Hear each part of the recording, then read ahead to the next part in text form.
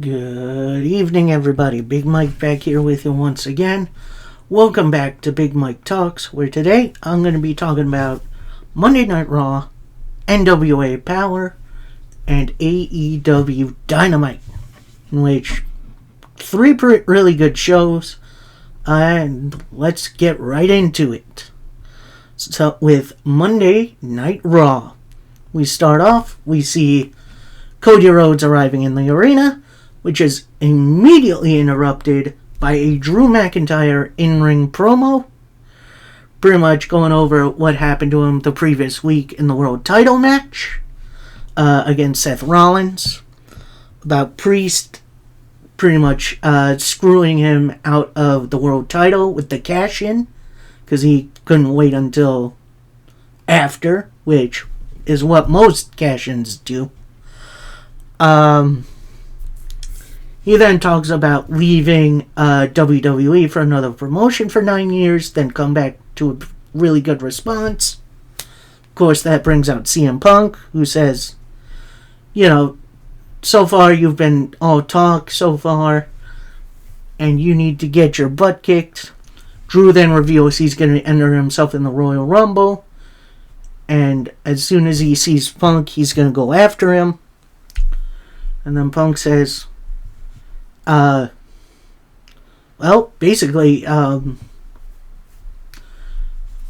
if you and I meet in the Rumble, I'm eliminating you last. So, that's going to be interesting, feud going forward. Going to be interesting to see how they interact in the Rumble, too. We then go to a backstage interview from Becky Lynch, pretty much saying, look, I took everything Nia could throw at me, and now I'm pretty much fine. I didn't have to go to the hospital. And either she's getting weaker, or I'm getting stronger. Which, Becky Lynch's journey to WrestleMania is going to be interesting. And I'm going to say this, Nia has been doing a pretty darn good job of, being a monster. Now, is she the best wrestler? No. But she's doing well in her role. So, I'll give it up for that. Our first match of the evening, it was a belter. It was Finn Balor, one half of the tag champions, taking on Tommaso Ciampa. And, there was some great action in that, including a countered 1916 by Ciampa. And while finish game with Finn Balor trying to do a suplex over the top rope, that gets Johnny Gargano, who's on the outside, holds his foot, and then Ciampa goes over, rolls Finn Balor up to pick up the victory. So it does look like we're going to get DIY versus Judgment Day at some point. My guess it's going to be either post Royal Rumble or at WrestleMania, which I'd definitely be okay by.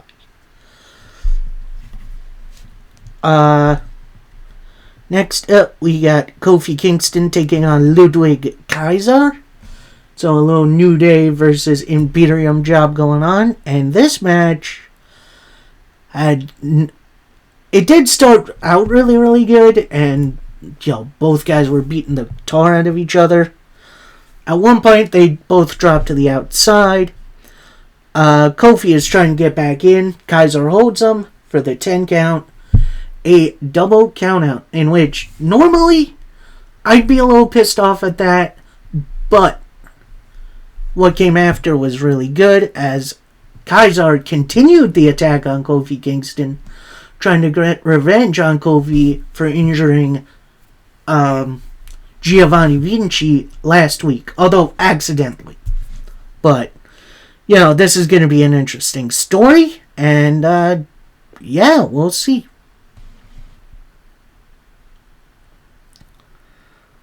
Then we get an interview from Kaiser backstage, pretty much saying, it's because of Kofi, I'm the only one from Imperium here.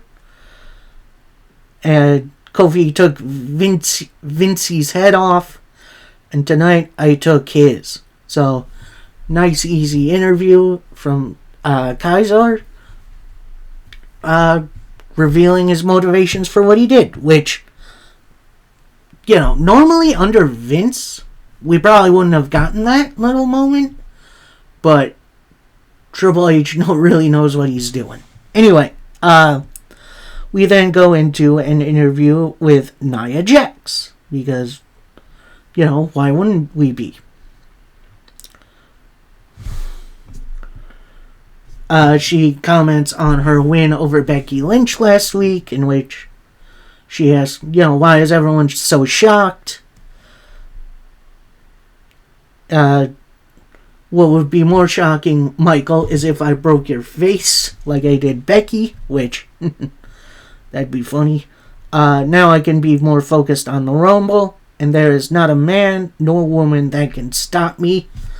Out comes Women's World Champion Rhea Ripley, who pretty much says,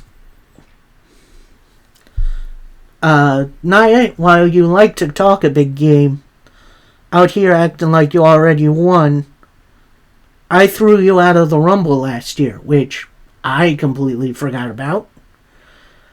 Becky isn't me. You step up to me, stop acting like you own this division, and keep my name out your mouth. And then Nia retorts, I'll give you all the credit in the world. I put you out when I came back, but you're too scared to face me one-on-one. And when I choose you for WrestleMania, I'll see you soon, champ. So, nice easy target from Nia. I don't think that's what's going to happen. I think we're going to see Becky Lynch versus Rhea at WrestleMania. Nia, I really don't care what she does. Then we get the potential start of a Cody Rhodes interview. But before you get anything out, Nakamura attacks Cody Rhodes from behind, in which that sets up the main event, which is a street fight between the two, which that's going to be... Well, we'll talk about that. Next up, we got the women's tag team titles on the line, as former champs Piper Niven and Chelsea Green take on current champs Katana Chance and Kaden Carter. And, this was maybe as good, maybe even a little bit better than the first encounter when Chance and Carter won the titles. And honestly, everyone worked really smoothly. A lot of really good back and forth, especially with Chance and Piper, which, not really surprised there. And, Champs retain with the keg stand, in which Chance is on Carter, hand in hand, there top, and then Carter dumps her over for like a big splash. So, that was definitely a fun match. We'll see what happens to the women's tag division in the future, because honestly, I'm pretty excited. We then get the highlight of the night. We see an R-Truth backstage skit, I guess. It wasn't even backstage. It was like a vignette. And he's going through his history with the Judgment Day, even though he's not really in Judgment Day, showing AI-generated pictures of when the Judgment Day were kids. And then have footage of Judgment Day in with R-Truth cutting. R-Truth is a treasure. He needs to be protected at all costs. He's the best. And honestly, if you haven't seen this segment, I suggest you go watch it. It was honestly the absolute best. Then we see Judgment Day backstage reacting to the video. Pretty much say, with JD saying, look, he doesn't speak for all of us. When the time comes, I'll handle truth. Rhea Ripley then brings up DIY for Judgment Day. And how they'll need medical attention after facing us. Rhea then brings up, alright, who's going to handle Drew? Priest then chimes in saying, look, Drew isn't our enemy. He's too much of a joke. But why did you make an enemy out of it, Nia Jax? Then JD pipes up, tonight I'll take care of The Miz. We then roll right into that match as The Miz takes on JD McDonough. And what wasn't, while not a super great match, honestly, it worked really, really well to keep Miz's momentum going, which I can't believe I'm saying that. It does make JD McDonough look like a bit of a joke. It wasn't a total squash match, but ultimately, Miz got the win with the skull-crushing finale. We then see the rest of Judgment Day backstage.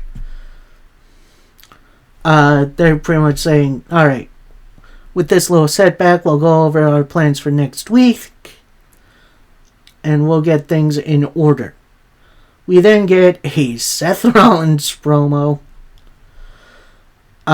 pretty much saying, alright, we're in the home stretch of the year, Royal Rumble is only weeks away, then we're on the road to WrestleMania.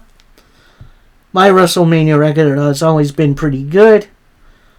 And what I've never done at WrestleMania, I've never taken a world title into WrestleMania, which is surprisingly true. Anyway, until now, I've worked too hard. I've turned this nothing title into a prize, in which I'll give WWE credit for. They've definitely turned this into a more of a prize, which is good. And Seth continues, I'm going to continue to be the workhorse champ, and the work isn't done. I need an opponent on WrestleMania. The current Raw roster is stacked with talent, and out comes Jinder Mahal, of all people, which definitely big surprise. Jinder then comes out, pretty much says, look, I'd see you out here singing your own praises, and while I appreciate your accomplishments, I want the world title.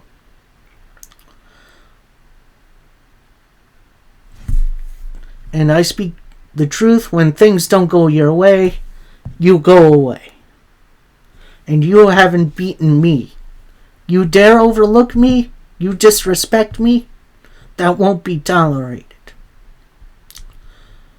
And for the first time in a long time, I have your attention. And then Seth retorts, you're right, Jinder. I have been overlooking you. We all have. And that's been deliberate. And here's the thing. I admire your gumption for coming out here. You got back up. But I don't respect you interrupting our party. So why don't you do something about it? Take your shot, Jinder. And they stand there. They have a stare down. And that's what I thought. The same old Jinder. So Seth looks to walk away. And then Jinder jumps Seth from behind. They brawl for a little bit. Jinder goes for the Colossus, but that gets countered out into a potential stomp, but that gets Jinder rolls out of the ring to get away. I am going to say this. Jinder as a world title contender is, different. I'll give it that. But I do remember his, 2006 WWE title run. And yes, he did win the world title. That wasn't a fever dream. And it sucked. There's no bones about it. It stunk. So, there is no way Jinder is winning this title on Monday to just throw everything out the window. Because I believe this world title, even though WWE have done a decent job in building it up in prestige, this title really needs to be defended by Seth against Punk at WrestleMania. No offense to Jinder, no offense to Priest either, but this title really needs that. Anyway, after that, we get back into the meat division as we got Otis from Alpha Academy taking on Ivar. And they go pretty much tit for tat, back and forth. Otis hits a caterpillar, which will always pop me. Otis goes for a choke slam that gets countered. Big old spin kick from Ivar, which gets him right in position for a moonsault to pick up the victory. Very impressive showing by Ivar. They made Otis look pretty good here too. So definitely going to be interesting to see where things sit for Ivar in the near future. Post-match, Akira Tozawa gets in Ivar's face. They spit for a little bit. And then Ivar just one hand pushes Tozawa out of the ring. And we'll see where we go from here. We then get a Jey Uso backstage interview talking about his New Year's resolutions, where he pretty much says, I'm getting my first singles title here in WWE. Then Bronson Reed comes in, pretty much says, you're not the only one with plans to be champion in 2024. My advice, don't get in my way. Which, Jey Uso versus Bronson Reed. I could be down with that. Anyway, we move right into our main event of the evening, and it is a street fight as Cody Rhodes taking on Shinsuke Nakamura. And honestly, this was a bit disappointing. It did start out a little basic, some stuff up on the ramp for a little bit. Eventually, Cody Rhodes gets a bottle from a fan and just kind of chucks it at him. Nakamura gets a broom, in which that was weird. Then we get some kendo stick shots, which, that's always fun. Nakamura gets some nunchucks from out of nowhere, which is interesting. Anyway, Nakamura and Cody then fight into the Timekeeper's area. Nakamura goes for the red mist into Cody. Cody ducks. It hits the Timekeeper. And that's interesting because it is revealed he is the son of Tugboat, a.k.a. Tsunami, I think his name was, in the natural disasters. So that's interesting. John Tenta, if you don't know who he is. Then that leads to, Nakamura dominating for a bit, including some gnarly looking chair shots. Nakamura near the end goes for the Kinshasa. That gets blocked. Cody with a pedigree, only for a 2 count. Into a major cutter, which that cutter always gets me. Goes for the crossroads, but that gets blocked. Nakamura with a roll-up, only for a 2. Goes for the Kinshasa. Cody dives out of the way. Nakamura goes through a table that was set up earlier. Crossroads for the victory. Now, I'm going to say this. Was this match entertaining? Yes, 100%. But I think with the feud these two have been having, we'd see a little bit more. I'm not expecting like flaming tables or anything, but give us something a little bit more. Give us thumbtacks. Give us some barbed wire. something a little more personal than just some kendo sticks and a table spot. You know, that feels very formulaic, is what I'm saying. Overall, interesting episode of Raw. Interesting to see the continued build for the Royal Rumble, which should gear up really soon. So that's that. We then go to the season finale episode of NWA Power. And we start off with the women's tag team titles on the line as Kylie Paige of Pretty Empowered takes on Ruthie J and Missa Kate on Our Own. Now, it was revealed before the match that Kylie Paige's usual partner got sick and thus could not show up for the match. This match early on was dominated by the challengers, although Kylie did get some stuff in. Near the end, Pretty Security, who is the managers for Pretty Empowered, threw one of the belts in to the ring. Ref takes it out of the ring. Then someone with a hoodie, more than likely Kenzie Page, comes in the ring, hits a flatliner, and Kylie Page picks up the victory. So, Page sisters are celebrating. Then out comes, for her next match, Miss Star, aka Samantha Star, coming out for the next match as it's for the women's title. It's Kenzie Page versus Samantha Star. And I'm going to say this. Samantha Star has greatly improved since she's gotten to the NWA. She's a real powerhouse. Kenzie tries for a bulldog that gets blocked.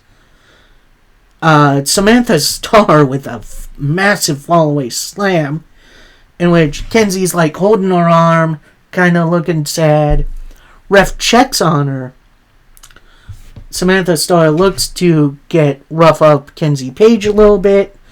Kenzie with a big old cutter from out of nowhere to pick up the victory and retain her title. Post-match, Chelsea, who is Kenzie's sidekick, I guess. No, Miss Star's sidekick, gets in the ring, looks to attack Kenzie from behind, but that does nothing. Then Miss Star with the Star Struck to stand tall on Kenzie Page. So, we'll see what happens in the near future with the women's title. Should be a very interesting one. We then go backstage for an interview from Tom Latimer, the former TV champion, saying how emotional he is about Matt Cardona interfering in his match at Samhain. Good for EC3 for winning the title. But if Cardona gets in my business again, and I'm going to shoot on him, this place is obviously bent. I'm going to fight fire with fire. So, Matt Cardona, EC3, I got my eyes peeled. So it looks like Latimer is going to get involved in the world title death match coming up in a couple of days. We then move right into our next match as Mike Knox and Trevor Murdoch take on the Country Gentlemen in what was a really entertaining matchup. I really liked this combination of superstars. KC Kazana got really beat up early on, but eventually AJ does get some good stuff in, including a massive spinebuster, which that was impressive. But eventually, Knox and Murdoch get the win after the high-low. But then in comes someone really interesting. Aaron Smalls, who is a... How do I say this without getting in trouble? He is a micro wrestler. That's the best I can do. And he low blows Trevor Murdoch, tries for a cut cross body, and then knocks hits a crossbody on Smalls, which that looked like it hurt. So yeah, I'm not sure what Aaron Smalls is doing here, but I wouldn't say no to some fresh faces. We then go backstage for an interview from the Southern Six, who pretty much say, look, we don't care who we're facing at the next big show. It's obviously they're going to name that a new show after us. Whoever our opponents are, they're not ready for the Six. And we are on our side, which I don't know what that really means.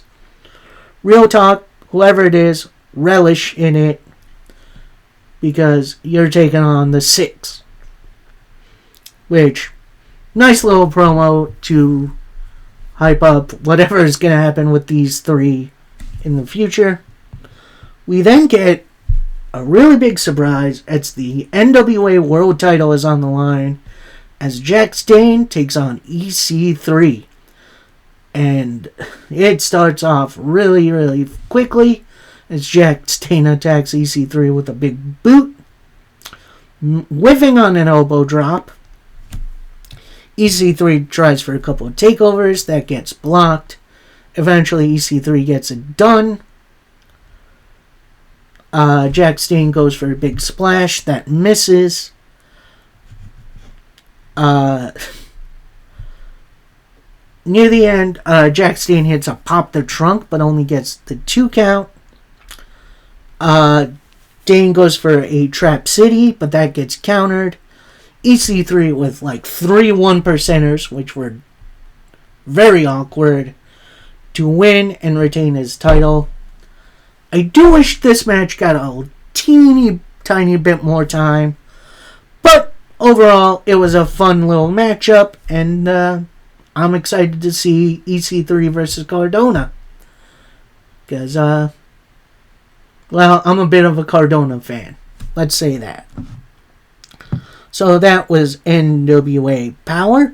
We then finish up with AEW Dynamite. We start off white hot, as it's Hangman Adam Page taking on Claudio Castagnoli. And they beat the pudding out of each other. Like, these two felt like they've been rivals for a while.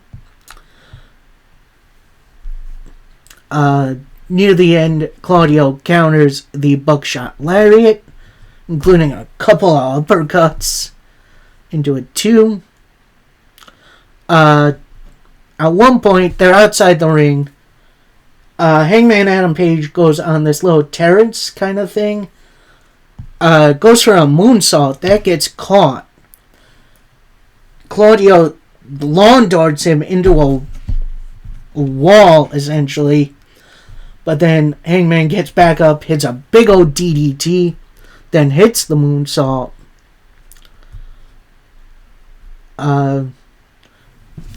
Claudio they get back into the ring. Claudio with a pile driver, which only gets a 2 count. Hangman goes for the Deadeye, that gets countered. Claudio with a reverse powerbomb, which that was interesting. Claudio tries for the Ricola bomb, that gets countered right into a Deadeye, only for a 2 count. Near the end, Hangman hits a Rana off the top. It's not 1, but 2 buckshot lariats to pick up the victory. God, that was such a really, really good opener. Both looked like $1 million, and I'm going to say, go give it a watch. Next, we got a nice little Brody Lee tribute, may he rest in peace, as 2 of his former proteges are going to be in action. And we start off with this 8-man tag match, which, dang. as we got Lance Archer, Brian Cage, Toa Leona, and Bishop Khan of the Embassy taking on freshly squeezed Orange Cassidy, the Natural Dustin Rhodes, Preston Vance, of course, the number 10 from the Dark Order, and Adam Copeland, aka Edge, which I'm surprised he is in this. Yeah, this match was a lot of fun. It was definitely very chaotic and sometimes hard to keep up with. But ultimately, good guys pick up a win after a spear from Adam Copeland and a discus lariat from Preston Vance, aka the move Brody Lee used to pull off as his finisher. Nice little tribute to the big man, including with Preston Vance having Brody on his wrist tape, which that's always nice. Then we go backstage. We got a Bullet Club Gold interview saying while the Undisputed Kingdom have aspirations for gold, so do we. We're going to pick up the world title, the trios titles. And as soon as he said that, the Acclaimed walk in, pretty much saying, look, I know what your target is. We'll settle that another time. But right now, we have the same enemy. You heard the people last week. We need to combine forces because we got something here. And we don't have to be a faction. We don't have to be best friends and hang out outside of the ring.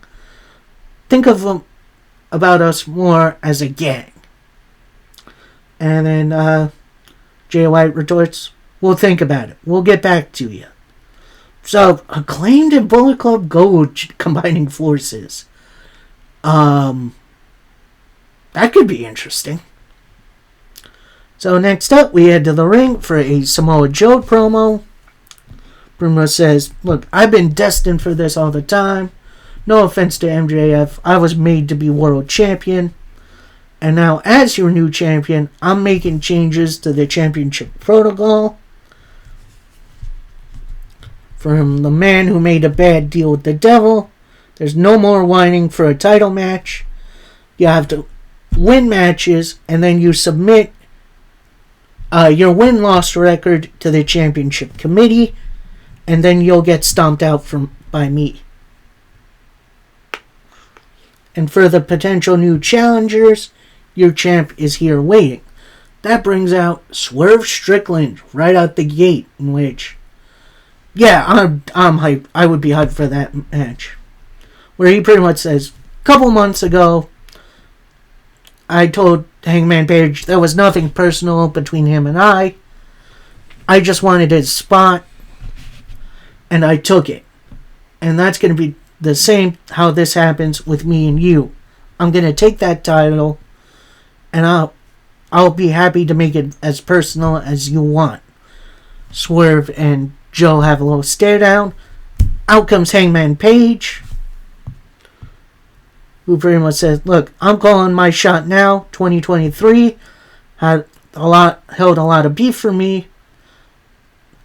And with Swerve, we found each other. I lost sight of the title. What's really important, the World Heavyweight title.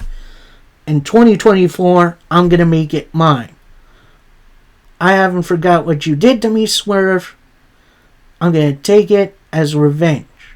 So, nice little setup for a few future challengers between Swerve and Hangman, which should have a number one contenders match sometime soon. But then we get, surprise, surprise, Hook, the FTW champion. And Hook and Joe have a little face-off. Hook puts up his 1 week. So then it's announced for next week as Samoa Joe is going to take on Hook. In which I know I've seen a little excitement for this matchup. I'm hyped for it. I was there for when Hook had his first match. I'm ready to see Hook mix it up with the big boys. We then get a backstage interview from Toni Storm, in which Mariah May asked, "Oh, did you happen to see my match last week?" Toni then replies, "Oh, I'm sorry, I'm a center screener, girl. Did you do an arm trick?" Mariah then said, "Well, I did win my match." Toni Storm replies, "Oh, here, have a chocolate." Which, Toni Storm is such a great character. She then continues, "With all these women coming after my title, I feel like the belle of the ball. But for right now, I'm going to take my leave." And she gets picked up by Luther and gets taken out of the backstage area. I have no idea who's going to beat Toni Storm, because she is on top of the world right now. She's the best character in AEW. And no, I will not be hearing of it. I think she should have a really, really long title run. Because honestly, I think she deserves it. Next up, a very interesting matchup as Sammy Guevara takes on Absolute Ricky Starks. And this match was fine. Like, I don't think it was as good as it could have been, but it wasn't bad by any metric. Like, at one point, Ricky Starks goes for a spear. Sammy Guevara kind of goes over Ricky Starks. Tries for a GTH, but that gets countered into a roll-up for a 2 count. Sammy Guevara with a couple of super kicks, then a roll-up for the victory. So, nice little matchup by these two. Could have been a little better, sure, but I don't mind it. Post-match, Sammy Guevara extends his hand for a handshake. Ricky Starks grabs it. They shake hands. Then from behind, Big Bill attacks Sammy Guevara from behind. They beat Sammy down for a little bit. Out comes Chris Jericho to make the save. And they just brawl all over the arena, which is with, of course, Chris Jericho's music playing due to his allegations and potential boos from the crowd, which I definitely heard a couple. So this next match is the other 8-woman tag team match featuring one of Brody Lee's pupils, as it's Thunder Rosa teaming with Chris Statlander, Willow Nightingale, and Anna Jay, aka former number 99, as they take on Saraya and Ruby Soho of the Outcasts, Sky Blue, and Julia Hart. And I'm going to say this match was a lot better than the men's one. Even though the men's one was really, really good, this one was just as good, if not better. Just because it felt like more people got their stuff in. But,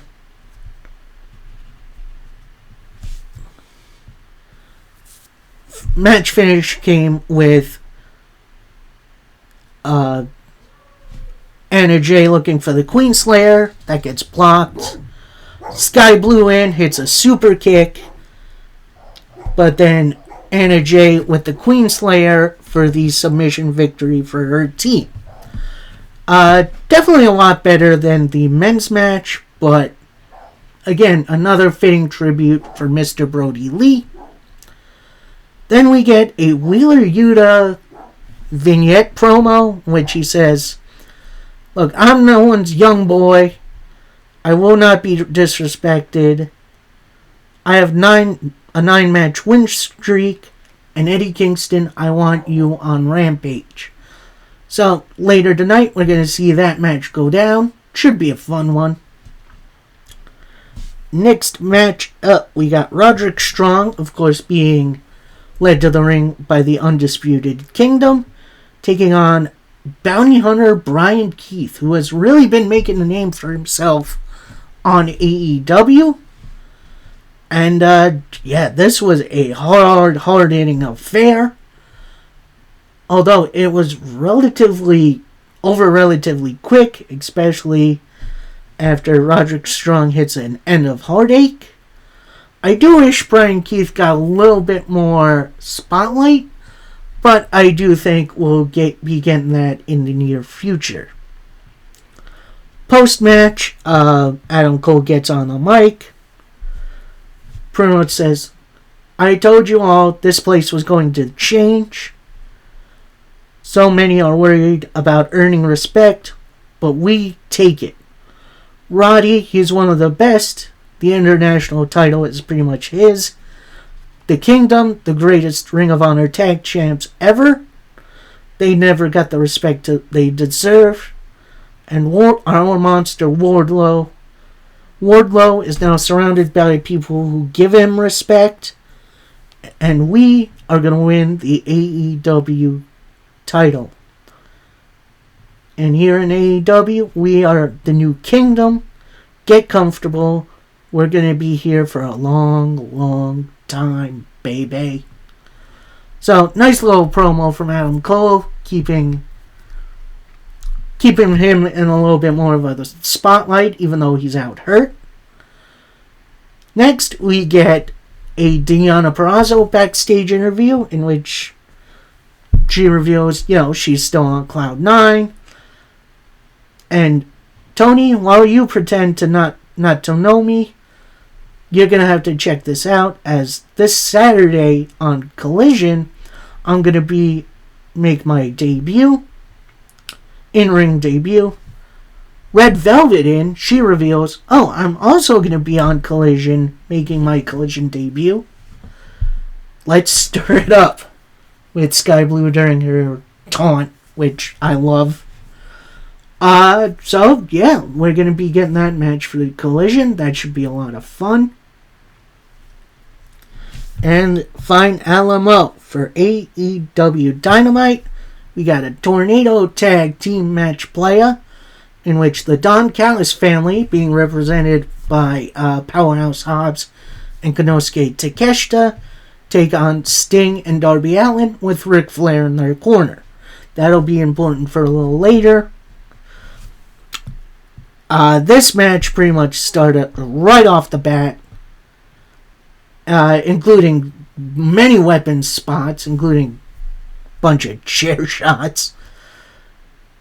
About midway through the match, Darby Allin goes for the coffin drop. That gets caught into a power slam by Takeshita, which Takeshita is so dang good.